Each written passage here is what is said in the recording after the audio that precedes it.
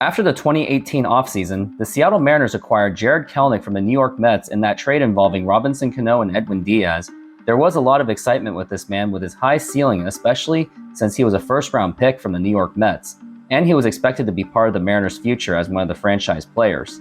Unfortunately, things have not gone according to plan for Jared Kelenic. His last 2 seasons in the major leagues have been underwhelming, where he does have a disturbing strikeout-to-walk ratio, and he's been splitting time with the minor leagues and the major leagues.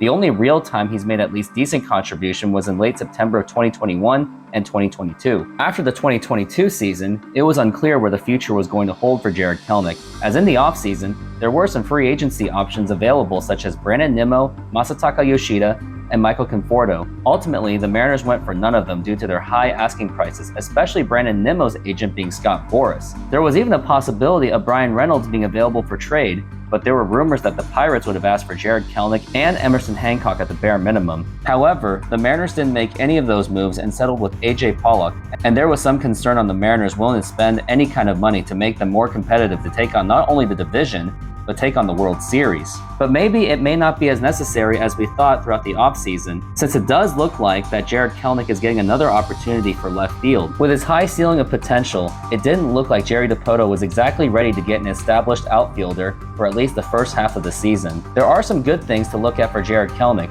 He does play solid defense, and when he does hit the ball, he'll hit that ball hard, so he does have power in his bat. The talent is not in question, but the concern is his tendency to strike out, and he does tend to show his frustrations constantly after a strikeout. Hopefully throughout this offseason, he has been working hard to get prepared for the 2023 season, and Scott Service did mention that he has been. Hopefully he builds on that throughout the offseason. I know he has.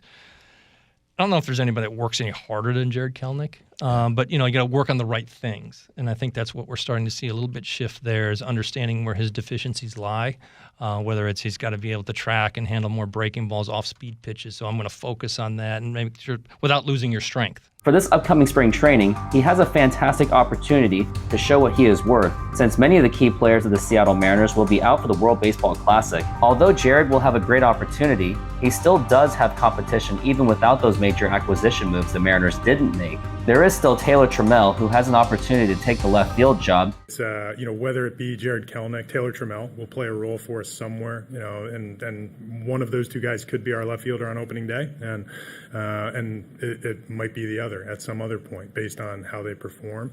Which is a good thing, since the last 2 years, it has been evident that Jared should not be just handed the starting job, but he should have to fight for it. If Jared can put it all together and have a breakout season for the Seattle Mariners, that may be just the best offseason move in itself, because he will provide a much-needed impact for the offense for the upcoming season, since we have seen injuries from Julio Rodriguez throughout the 2022 season, and if it doesn't work out, then the Mariners can go over to Taylor Trammell to step up, or look for someone like a Bryan Reynolds at the trade deadline. But those are my thoughts.